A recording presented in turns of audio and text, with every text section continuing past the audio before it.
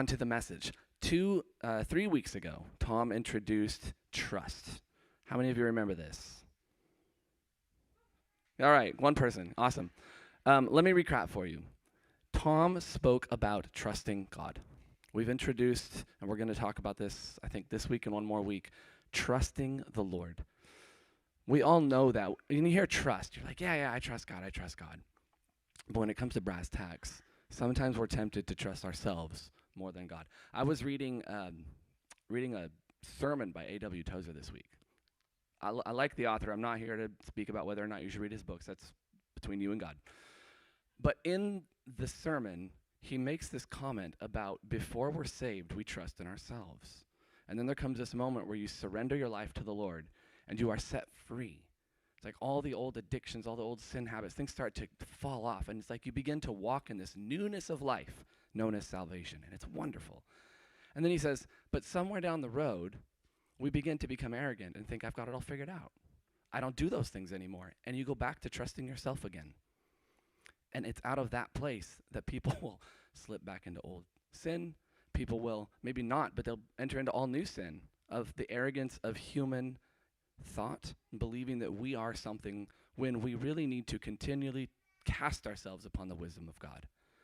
And this is part of why the trust series for me is so impactful. I think the older I get, and I'm not old, middle-aged, not old. The older I get, the more I realize I really can't trust me, period. I have to trust in God. And if I can't trust myself, and God is absolutely trustworthy, why is it everything in me always wants to reverse that? Why is it every temptation says, but Jason, think about it. But Jason, what if? But Jason, who else can you really trust? These are the thoughts. This is the voice that comes to speak. I know the devil does this to all of you. So after Tom preached on trusting God, Nick, very wisely, we had him come up next and talked about I surrender all. Do you guys remember that one 2 weeks ago? I surrender all. This was by design because today we're going to stretch a little bit. We're going to talk about trusting God's people. And I don't know that this message can really have the weight and impact that I believe God has taught it to me and that I need to present this today if we're not thinking about it from the foundation of surrendering everything to the Lord. When you hold a place inside of you where you still have the right to trust yourself, you will never trust other people the way God intended. So let's dive into this. God has a perfect plan for your life. Let's start with this. This is a big rock, right? We call it big rocks. It's a foundation stone. God has a plan for your life. What you have done in your sin did not change God's plan for your life. Think about that for a minute. Your sinfulness, your rebellion against God was already foreknown to God long before you were ever born and committed it. So God's plan for your life then was not thwarted by your foolish decisions. It is, because we can thank God for this, because here's the thing. Where sin abounds, grace abounds all the more. That's in Romans.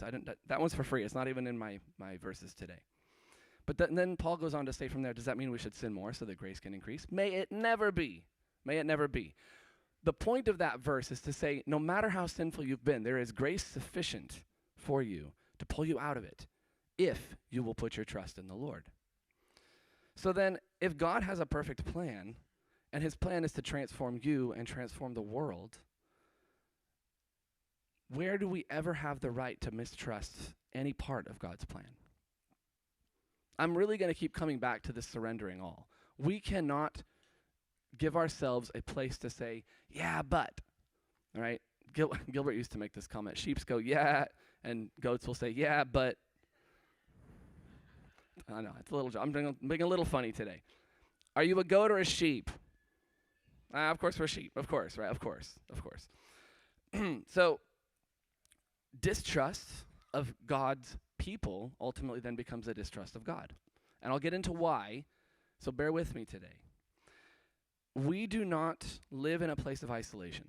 We were never intended to live in a place of isolation. My main point, number one, and I will lay these out sequentially as we go through, is that we are to be united as an eternal people of God. United as an eternal people of God. You individual you, whatever your name is not my Father who's in heaven, hallowed be your name.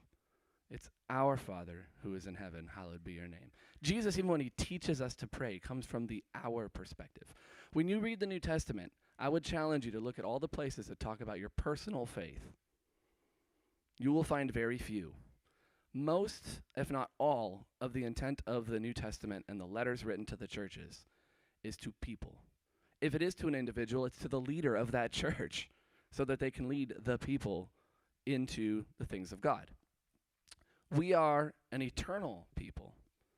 That means I shouldn't be looking always at my life about what's happening today and then projecting what's happening today on into eternity. That's not what eternity means.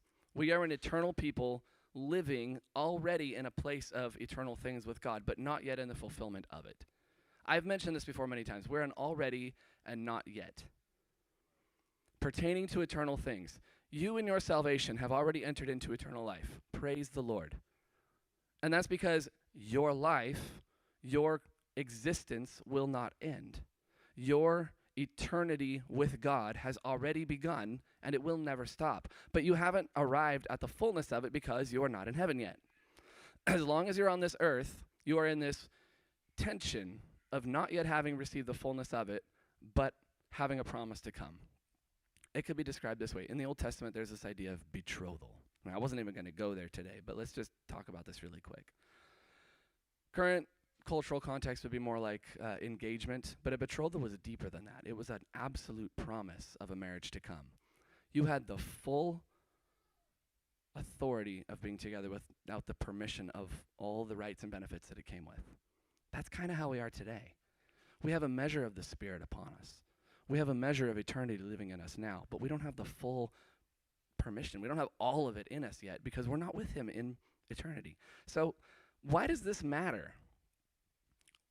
Well, if we're trusting God's people, but I'm not understanding or looking at my salvation as an eternal people of God, but instead an individual person that's getting blessed and trying to grow and trying to be right, or even this one sounds good. I'm working out my salvation daily. Absolutely, you should be. But when that becomes nothing more than a consumerist mindset of I'm coming to get fed at church so I can grow and mature, so that God will bless me, so that I can have good things and live at peace on the earth and go to heaven, you've missed a huge part of Christian life. I would even argue that Paul, who wrote 2/3 of the New Testament, probably wouldn't see that mindset as Christian at all. I'm really digging now. Because what I just said, I've heard preached. What I just said is like 90% true, but it misses something. And what it's missing is that your individual life before God is only, like, everything that you do in your individual life is simply so that you can be aligned to be part of the people. Whew. It's not about you. It's about we. So I have a statement here that we are people, not persons. We're not individuals in a church. We are people that make up a body. This is why when you read the analogy of the body in 1 Corinthians 12, it's talking about how each part, every joint supplies, every part has a part to play. So we are united as God's eternal people.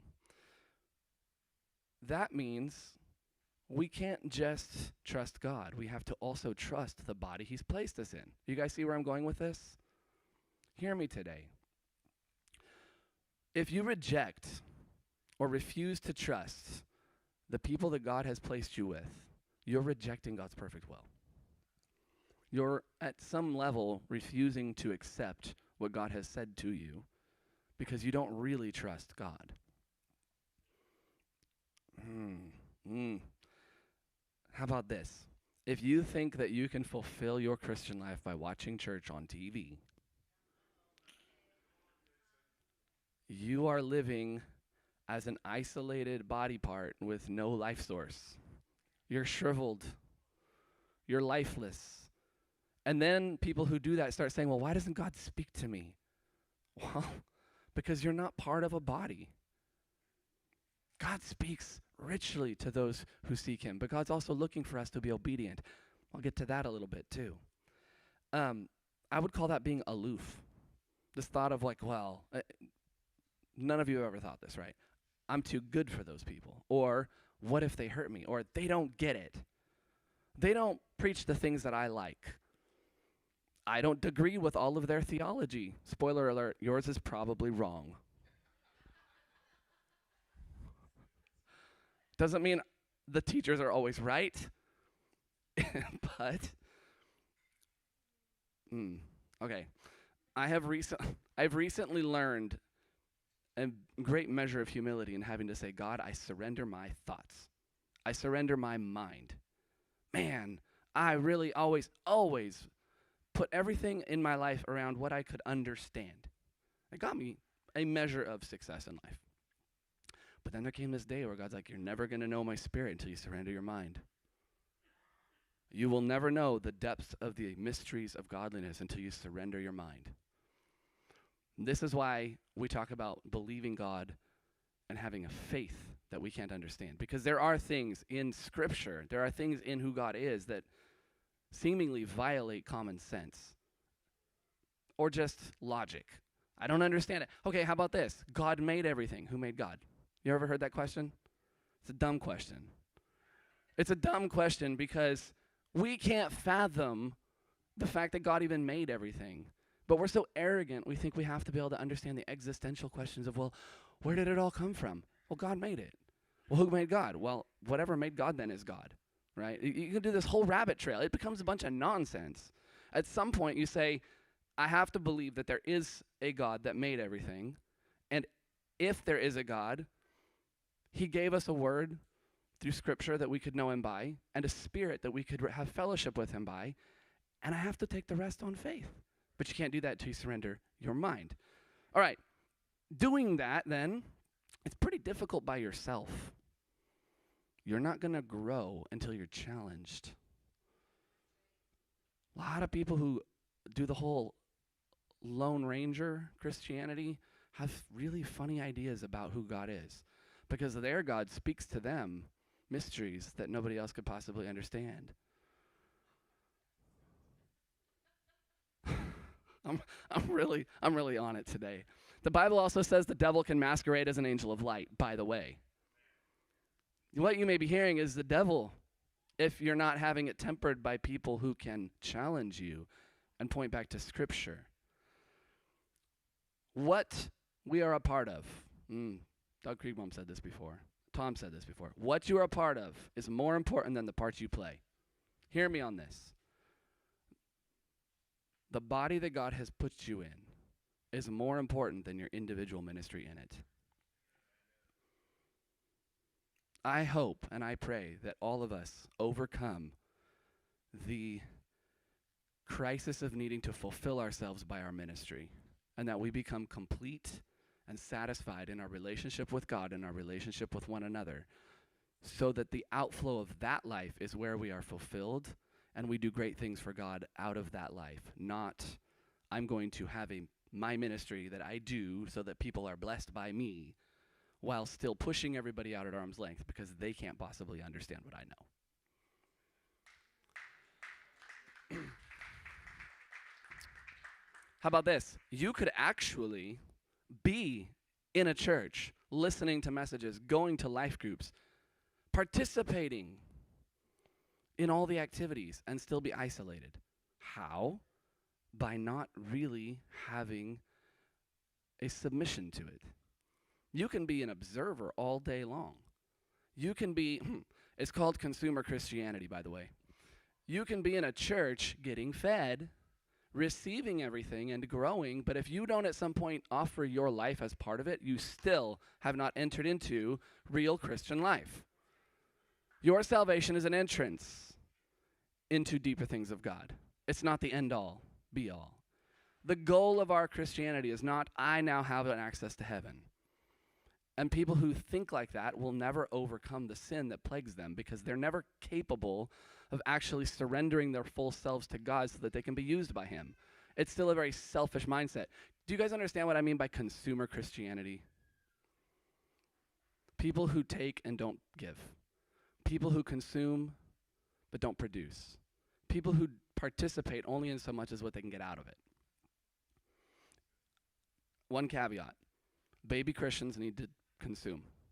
Baby Christians need to grow and partake. My very young children, when they were even younger than they are now, could do nothing. I fed them, I clothed them, I cared for them, I taught them. Now as they get older, I begin to give them responsibilities. They push back, and I'm like, you're part of this family. Why should you not do that? You've been taking for years, and now you know, so let's start giving back. If you're part of the family, help it. My 9-year-old understands that. I'm certain adults can understand that. But I think a lot of us have been taught, or we have had, let's say, bad doctrinal thought. And I'm not blaming churches. I think this is a plague of a Western culture that thinks individualism is the most important thing. We place our Christianity under our individualism in a lot of ways.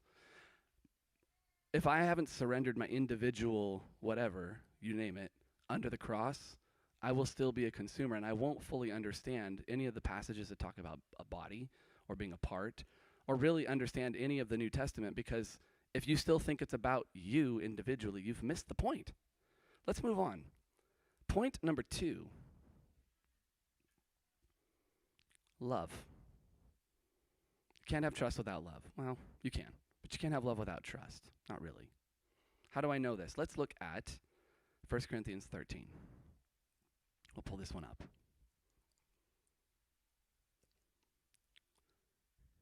1 Corinthians 13. That's 12. We'll get there. All right. How about we paraphrase? So this is, it talks about love rejoicing in the truth. It bears all things, it believes all things, it hopes all things, it endures all things. Love believes all things. Does that mean that you shut down wisdom? No, not at all. If somebody is clearly being dishonest and lying, God will reveal it, or sometimes plain wisdom will understand it. What this means is that when two people can really love one another, or when a body of people loves one another, you believe each other. You give each other the benefit of the doubt. You trust one another. Real love requires trust.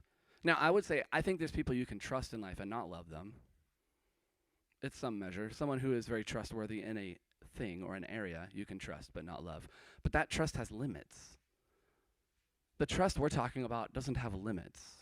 It doesn't go, well, I trust you that you know about that thing over there, but I'm not going to trust you with who I really am because I don't believe that you love me. If I don't think one of you loves me, it's going to make me more afraid to be vulnerable with you. And at the same time, if I'm not vulnerable with you, how can I expect you to trust me? Have any of you guys, okay, so those of you who've been around a while, you've heard me preach before, you've probably been to Made New or Sunday school, you've heard me talk. Have you noticed how often I tell on myself? Not flattering. I don't do that because I think I'm cool or because I want to be the butt of the joke. The reason I do that is because I want to share a measure of vulnerability with you. If I'm going to talk about a hardship, I want you to know how God's brought me through it so you can trust me. If I talk about a victory that I have had, I want you to know how God's brought me through it so you can trust me. If I'm going to teach the Word of God, I want you to understand how it has come through my life and I have gone to the cross and it's burned through me to the point where it is living in me so that you can trust me. But my vulnerability requires that I share with you the struggle at some point. Now, that doesn't mean, I don't want you all to go into catharsis after this and start telling every sin you've ever done to all of each other. Don't do that, please. Have some discretion. What it does mean is that there should be people in your life that you can truly be vulnerable with. There should be leaders you can be completely honest with. There should be peers that you can walk through things together with. There should be people that you can tie yourself to so that what God has put in you can be supported and helped by all the rest of the parts of that body. And here's the kicker. God will place you in that place and around those people. This is why we don't believe that it's church of choice. You don't shop for a church. Maybe you shop for a home group, apparently. But don't shop for a church. Because if it's about the church that makes me feel good, It's not built on trust. It's built on consumerism. Okay, I'm going to tell a quick story. I was going to do this later, but I'll do it here because I think breaking down walls is one of the most important parts of this. Until we know how to do this and until we start living in it, the rest of this message will just be words. 17 years ago, I was crying out to God in my car for friends. I didn't know really what I was asking for, but I understood that I'd have a revelation of God and things of God, and when I would talk to my friends about it, they'd just look at me with this blank zombie stare. Christians that went to church, they're like, what? And it was hard because I felt crazy. I'm like, surely I'm not the only person on planet Earth who's had some kind of encounter with the Lord. So I was asking, God, please send me friends that can relate to me, that I can relate to in a way that they know you the way that you're teaching me. Lo and behold, a few minutes later, I get a call from a friend who invites me to this little tiny church with 30 people in it on Shields Avenue. Is Bread of Life, by the way. I walk in the doors. They're doing a Friday night prayer. Never been to anything like this in my life. I go back again on Sunday morning, not to the church I was a part of. And as soon as I walked in Sunday morning, God spoke to me and said, this is the answer to your prayer. That's all he ever said about it. God didn't have to give me some sign, didn't have to throw out a fleece and get it wet and dry and all that. None of that had to happen. He spoke to me and said, this is the answer to your prayer. And immediately my spirit knew this was true. It's like, okay, this is the house that God has placed me in, and these are the friends that I'm going to have. Over the next 17 years, through thick and thin, good and bad, there were plenty of opportunities to be offended. Someone would say something I didn't like, whether it was in person or from the pulpit. Again, most of those offenses were probably my fault. I was wrong.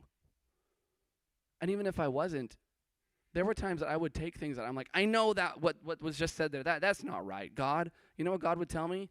Oh, well, then you should leave, find a new church. No. If God spoke at all in those situations, it was, this is where I told you to give your life. Or at one point, I don't know if this was actually what God said, but here's how I understood it. Sit down, be quiet. Let me solve that. That's not your problem. Consistently, all I would ever hear when I would gripe about things I didn't like was, what's that to me? I told you to be a part of this house. Let me sort the details. Slowly but surely, I had to learn to trust God, and I had to learn to trust the people through what God was doing. See, the trust wasn't so much about the individual people around me. It was about obeying the word of the Lord and going, if God has really answered this prayer and I leave this to go find something that suits me better, I'm going to violate what he intended for me. And I may never have what God wanted to give me. Where this really came to a head is I found my wife at this church. My children have been born into this church. I have given my life to this church because God told me to. But there was never one particular moment or day where I was like, oh, now I'm obeying God. Oh, this is a choice of obedience. It was, honestly, the obedience here was a refusal to walk away from what God told me to do. Sometimes obedience is as simple as stay in it. Don't wander off. Don't become cold. Don't let bitterness take a root. Don't let your self-talk overtake the truth that is being sown into your life day in and day out. And I also realized, looking back 17 years, all of those little offenses that I had, whatever it was, I don't even remember most of them anymore. It doesn't matter. Those meant nothing. What God was really doing in me was making me a part of a body in a way I couldn't have possibly understood it without him being in it. What I see now is what God has put in me is in the DNA of Bread of Life Church. It really is. Who I am and my revelation of God and my relationship with God is actually strewn throughout this place. And when you guys come in here, you encounter it. Same thing with Tom. Same thing with Danny. People who are in here a while, Ann and Gilbert for sure. Oh, they're not here today. People who've been here a while, what happens is your part, right? You are a part of the body. So if it sounds a little crude, but if your body part becomes part of the DNA of the body. If I have a transplant, right? Someone puts a new organ inside of me. That becomes part of my DNA, and the DNA of that thing becomes part of me. That's the intention of our faith. Breaking down walls. Have any of you endured church hurt? Don't raise your hands. It's okay. I'm sure plenty have. I'm going to make a couple of statements that don't sound very friendly, and I love you, but most church hurt is due to both people having an unclear mind. Not always, most of the time. What I mean is, you could have one person who says one thing, and they're not totally mature, and they meant well, but they said something mean, or they did something wrong, or they have unfulfilled needs in their life, and so they're trying to fulfill themselves by doing something, and in so doing, bowl over you and take advantage of you. You identify the sin in them, and you get all ruffled, and you're like, how dare you act like this to me? I'm leaving. God, meanwhile, is back here going, I put you two together. Can you not learn how to love one another? Why did I start this section with 1 Corinthians 13? Because love endures all things. Now, there are situations where you had to leave a church because of people's sin. People who become so unclear, leaders who are so unclear that they're going to drive that church into the ground. And there come points where God says, now it's time to go. In those situations, obey the Lord. But a lot of church hurt also comes because people put themselves in churches for wrong reasons. Instead of waiting on God to place them or actively seeking where God would place them, they simply find a place that feels good and teaches what they like. Lo and behold, because that church was built on consumerism, they gave you what you asked for. But sooner or later, they want something from you, but it's not going to be godly. And so you end up with churches that are selling a product, and they think they're doing the Lord's work, and people can be blessed. People can be saved in this. But that church never becomes a real body. It's still just an organization of individuals trying to get something out of each other. When you have God place you in a body, that's the kind of trust I'm really talking about today. Do you guys understand this?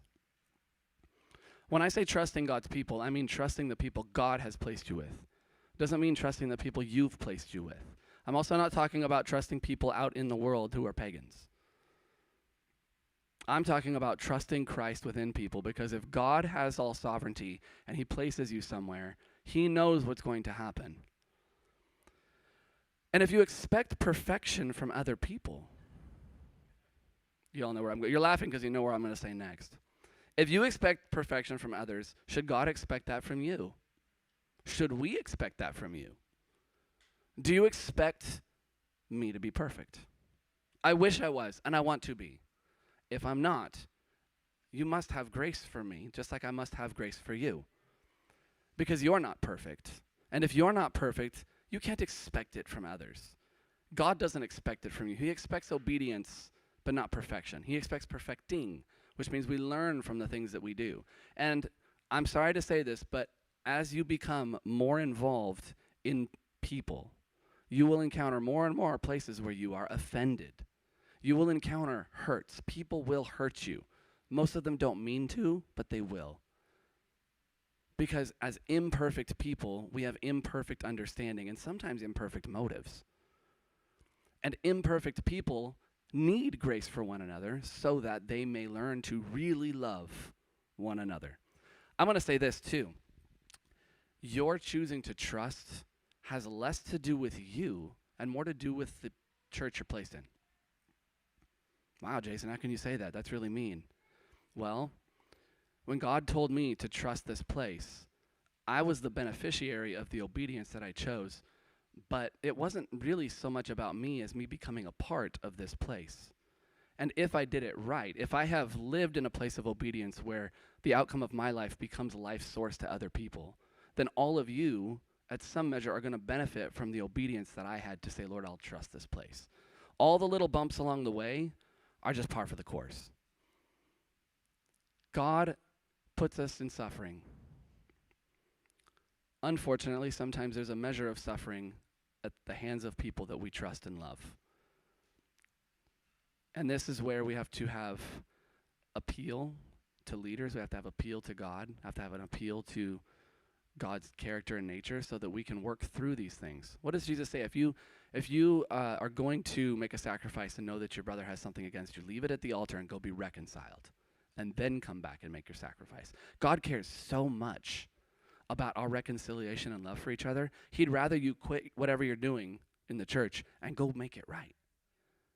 That's how much God cares about this. The heart of God is so full of love for us, it demands that we learn to love one another. You cannot trust God without learning to trust one another. Point number 3, I've called it to each is given. Each of you have a measure of grace. Each of you. Don't any one of you sit there and be like, oh, not me. Look, you're on this planet, you have something to offer. You're alive, you have a faith in God, then you have a relationship that you can offer. You may not have really obvious skills and talents. I don't care. I don't care. You know what makes a great church is people who love each other. You know what all of you do have is the capacity to love one another. All of you have the capacity to go pray for somebody, to share a meal with them, to really listen to them. And sometimes in doing that, God will offer you a little nugget of wisdom for that person. I'm learning, again, I'm not old, but I'm learning that God withholds himself until we ask a lot of times. You know that, right? This is why we pray. God has all the power and all authority. He could do everything without being asked, but he holds himself back and goes, I want you guys to come ask this of me. Come ask this of me. So if you're sitting in this church, you can pray. If you have a relationship with God, go hear his voice and ask him what he's telling you to ask him, and he'll move. But a church that doesn't do this for one another doesn't go anywhere. A church that is very top-heavy, and I mean everyone receives from a few, can't really fulfill the intent of what God had. Again, all you need to do is look at the early church model. You know, they loved each other so much, they shared all things in common, they cared for each other. It's like there was this life just flowing throughout them where they were in each other's houses all the time. A lot of the early churches were in homes, so much so that Christianity spread through the world at that time because people were willing to trust each other. Imagine a bunch of isolationists who are just like, nah, you smell funny, I don't want to go near you. They're never going to have a church. Look, 1 Corinthians 12:18. I think we had that one up earlier. Christ gives grace to each. But now God has placed the members, each one of them in the body, just as he desired. This is important. This is important. God placed you where he wants you. So don't walk away. I'll even take it a step further.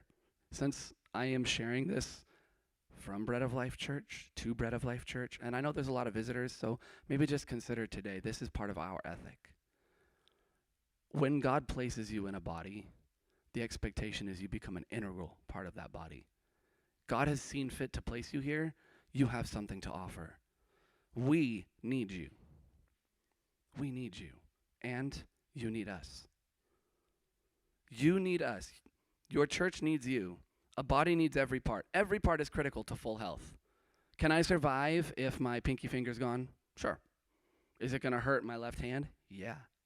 What about if all my fingers then leave in suit? Well, that guy left, so the rest are going to leave. Now I have no hand. Now I'm really impaired. And this is what happens. Church splits often are like this. There's an offense, so one part leaves. A bunch more see it, they leave. Pretty soon the whole body's falling apart. There's not much left. Now you have to rebuild. And God, I can imagine the grief in God's heart, looking at people wandering away from what he's called them to be.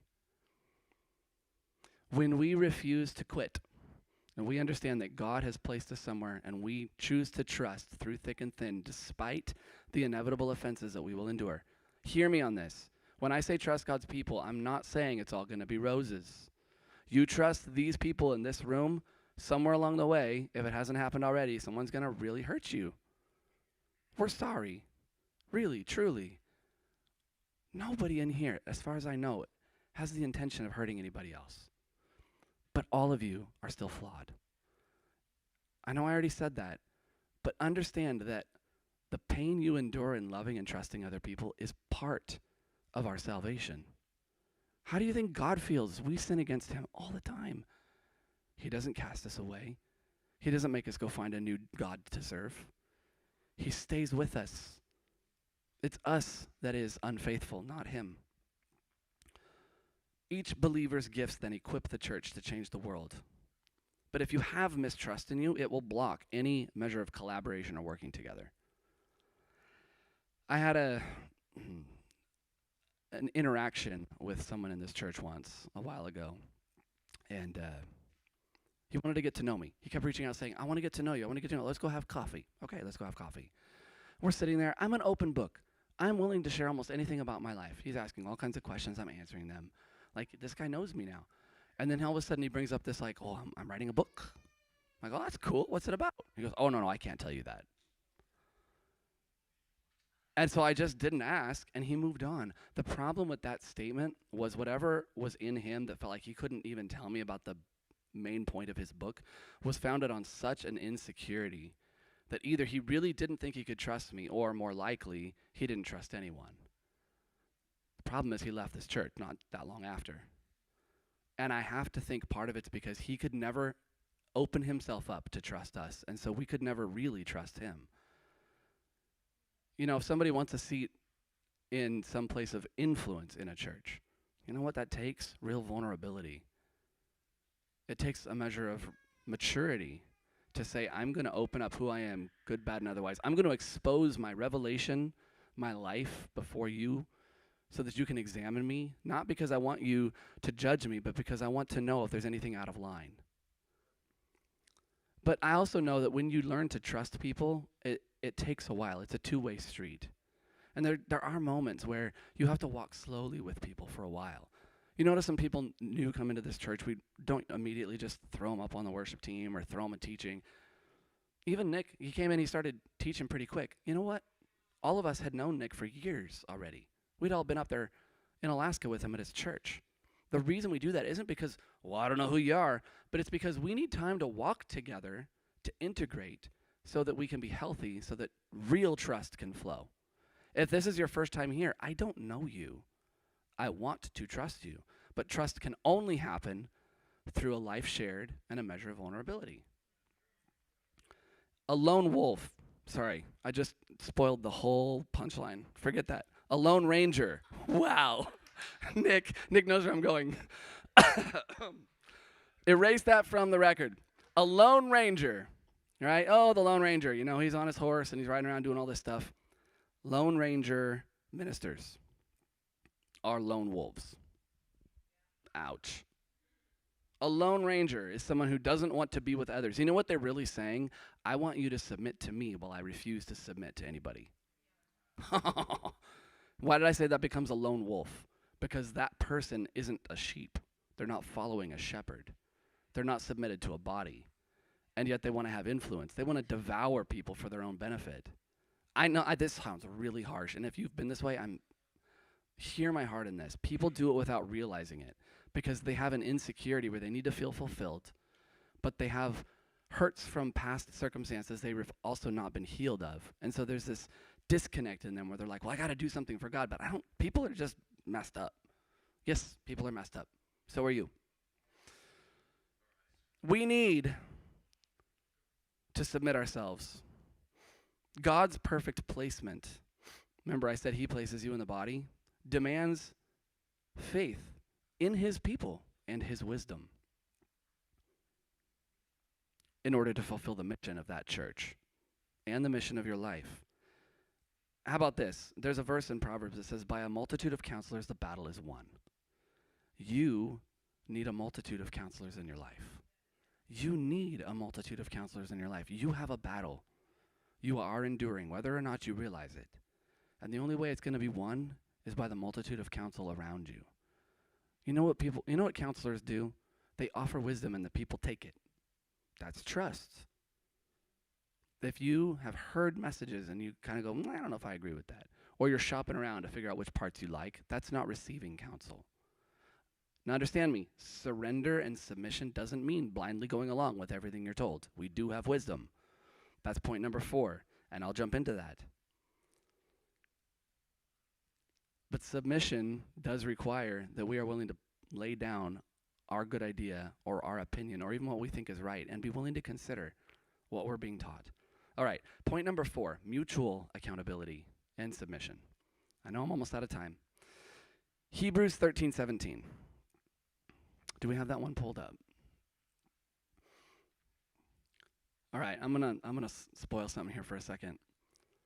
I told Tom I was gonna use this verse, and for a second he was like, oh. You know why? Because it's really hard for leaders to say, you need to submit to me. So one of the reasons that I'm here giving this message and not Tom is because I am asking us as a church to read this, understanding our elders, understanding our leaders. I do not bear the full responsibility for your lives, at least not yet. But when it says obey your leaders and submit to them, for they keep watch over your souls as those who will give an account, it says let them do this with joy and not grief, for this would be unprofitable for you. I'm gonna make a real statement. I'm gonna pull us a little bit today. God's command is that you submit to your leaders. It's unprofitable for you to do otherwise. And I will say, the leaders in this church love you, they love God, they listen to God. And I've never seen any of them do anything that would take advantage of somebody. That doesn't mean they don't sometimes say or do things that annoy each other or me. God knows I've been, Danny's annoyed me before, Tom's annoyed me before, I'm sure Nick will annoy me at some point. That's fine, whatever. Eventually, right? Eventually, Nick will annoy me somewhere. It does not give you the right to refuse to submit to them. It does mean if you have a good relationship with them, you can say, hey, that thing you did, that really bothered me. Now you can talk about it. Trusting God's people then requires this submission. Remember I said if you trust God, you have to trust God's people. Now I'm saying if you're going to trust God's people, you have to submit to leaders and really to one another. The Bible there has another verse that says, submit therefore one to another. How does that work? Well, if you're accountable to me in leadership, I'm accountable to you in how I lead you. I'm accountable to God for how I lead you. And I have to submit to you a life that is free of obstacles, at least as far as I'm able. I ask my wife to let me lead her in our marriage. Along with that comes the expectation and responsibility that I'm accountable to her for how I obey the Lord.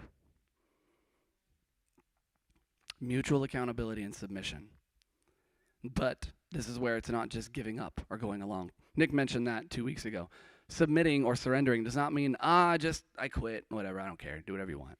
No. That's not submission, that's dying on the vine. We should be passionate about what God's doing, which means we have opinions and they submit to one another. That's where life is. There is a tension in really submitting to one another. I know sometimes sparks do fly. As iron sharpens iron. You've heard that phrase? You know what happens when you put iron to iron? Sparks fly. It's the only way it's going to get sharpened. Does that mean we set out to annoy each other? No, of course not. It will happen easy enough. Don't worry about it. But submission isn't one-sided. It's reciprocal. All believers humbly serve and yield to one another's God-given roles. Then trusting God's people means you're embracing correction. Oh, I'm really getting into it today. Embrace correction. Embrace discipline. If you've never revealed parts of your life to the point where someone's like, that's wrong, you're doing it wrong. You're not perfect. Somewhere there's something you need to reveal where somebody can say, this needs to change. And until we're at that point, I think there is a limiting factor on how we as a church can grow. A few months ago, I made a statement about corporate obedience. Corporate obedience. This is a really hard thing to say, and not a lot of people from a pulpit will make the statement. Corporate obedience means it's no longer about my individual morality. It's no longer about my individual decisions. It's about my part in this body and us together going somewhere in faith. The individual portion of that is that as an individual, you have to have such submission and trust, having pulled down all those walls where you say, I'm not going to tell you about this thing, or I'm not going to do that thing, or I'm not going to let you in on this. Until all of that's gone, corporate obedience is limited at best. So the people that believe and trust God together, hear me on this, when we really learn to believe and trust God together and to trust one another, that's when we can call on God to move in the earth. That's when God will show up. Where one can put 1,000 to flight, two can put 10,000 to flight. That's trusting one another. When a whole church can really love and trust one another.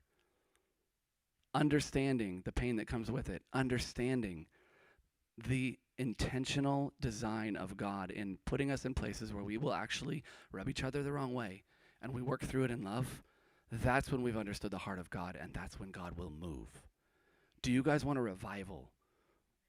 Do you guys want people to come out of their homes, out of their darkness, come in here and get saved? I don't hear a lot of amening.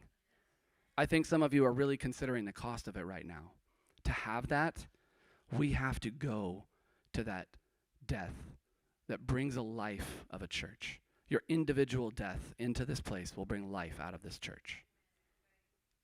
Your individual death brings a power in resurrection. But that resurrection life is meant to be lived together. Submit to godly leadership. Offer accountability to one another. Here's the last thing I'll say in closing. If this is your church, if you're sitting here today and you know that God has told you to make Bread of Life your home, then your obedience before God requires you to trust this place and to trust us and to trust one another. In fact, your call, whatever God has placed in you to do, your peace, and all of your needs are found in that trust. If you have found yourself struggling to make ends meet and then have that question mark of that accusation towards God that's like, where is God? He said he would fulfill all of my needs. But you have not yet learned to obey and trust God's people. You may have to do that first.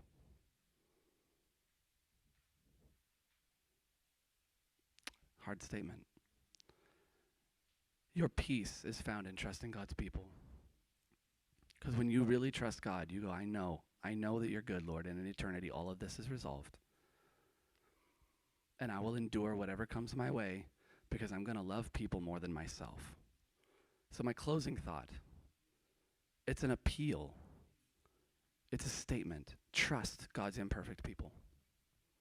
It's a big request. You trust God's imperfect people. And we will trust you. When our intentions and our heart is right, blessed are the pure in heart, for they will see God. For those who are pure in heart, they are fully worthy of trust, flaws and all. Because there's a place in them of humility that says, I know I'm not perfect, and sometimes God has to come and change it. But when we trust God's imperfect people, we are bound by God's perfect love. Remember, God doesn't make mistakes. God doesn't make mistakes, we do. And when people have hurt you, it doesn't change anything about who God is. And if other people in other situations have hurt you, it doesn't change anything about who we are.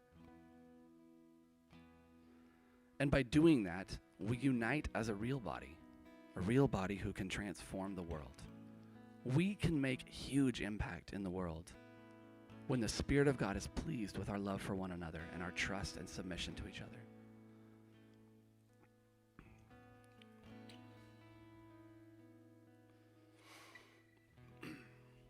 There's a lot of places I could go here. I think what I'm going to do at this time is actually invite Nick to come up.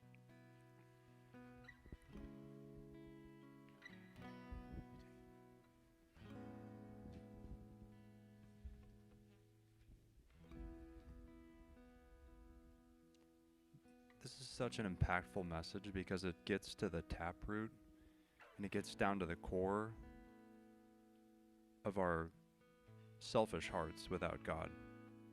It really does. It says, are we going to continue to be consumeristic, or are we going to start to be filled with God's love and start to think about things other than ourselves? That's really what this comes down to.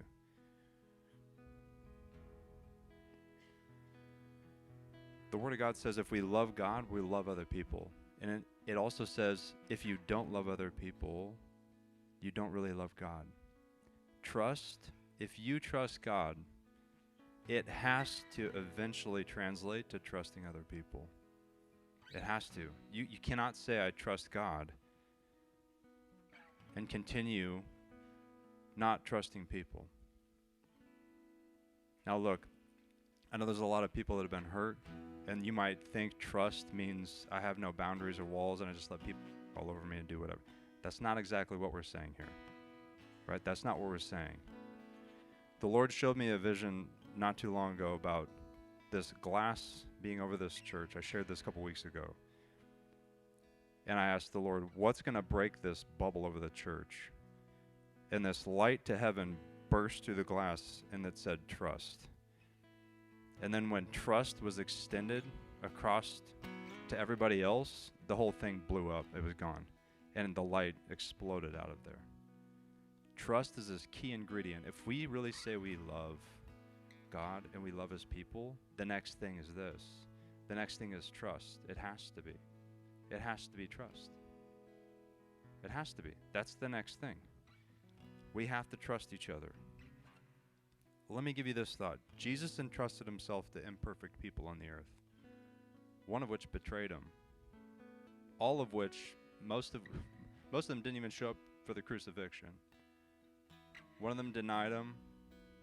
He entrusted himself to imperfect people, and here's the kicker, he still does. Because I'm standing here, and you're sitting here too.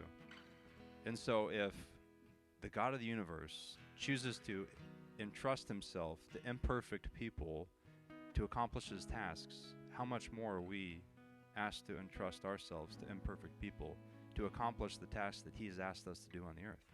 It's the same process. In order for you and me to become and to do all the things that God's asked us to do, we have to find a people to entrust our hearts to. The Word of God's full of this. Complete my joy by being the same mind, having the same love, being in full accord of one mind, doing nothing out of selfish ambition.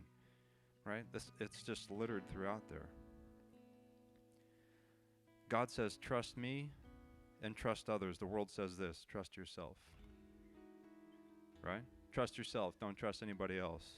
That's not what God says. Core foundation here is everything is here to serve me. God says, I'm here to serve everybody else. He said he came here to be a servant. He was the king of the universe. He came to the earth. He said, I'm here to serve other people. I'm here to serve to the point of death. So there's a decision. I think there is an altar here this morning. I don't know if it looks like people coming forward, but I think there's 3 different places people could be at this morning. I just want to address all 3 really quickly, and then we're gonna respond to this together. Number 1, if you're here and this is your first time, what we're not saying is you need to fill out some card and become a member of here and entrust yourself. It's not what we're saying here. What we're saying is you need to find a people that Paul says, my heart's open to you. That you can entrust yourself to people. There's something that happens in the heart that you go, I can entrust myself to these people. I can entrust myself to that person. And I can get to the point where they know the things like Jason said that I need to be corrected on, and I can be truly loved in a place and truly known. You need to be truly known somewhere. For those of you that are here, number 2, the people that are here, all we're saying is we walk together. We walk together. We submit one to another and we walk together. We live life together. Be known. Be known by someone. Be known by some people. The people that leave and are offended, nobody knew them. Right? Don't be that person that nobody knows. Be known by someone. There's someone in here that wants to know you. There's someone in here that wants to spend time with you, wants to have coffee with you, wants to come over to your house, have you over to their house, and to really get to know you and to live life with you. That's what we're doing here. There is no room in the Pauline gospel for this individual life, this maverick Christianity. It's not a thing. They would have been like, what are you talking about? That's not, the whole point is to become a people, right? So for those of you that are here, we're walking life together. And number 3, those of you that have been around a while, trust looks like serving and laying your life down for other people. It looks like serving other people. It really does. That's what Jesus did. He was the perfect God of the universe. He chose to come here and to serve humanity. Who are we? So 3 altars here. If you're here, we need to find your people. If it's not us, we're going to pray for you to find your people. Number 2, if you're here, we're going to walk life together. And open your heart and to move, all of us, the same altar is, our heart is moving from a place of, how is this place here to serve me, to how am I here to be a part of something bigger than myself? How am I here to serve something else and to serve other people? There's a heart shift here. It's deep in our culture, guys. Deep in our culture. That says, how is everything here to serve me?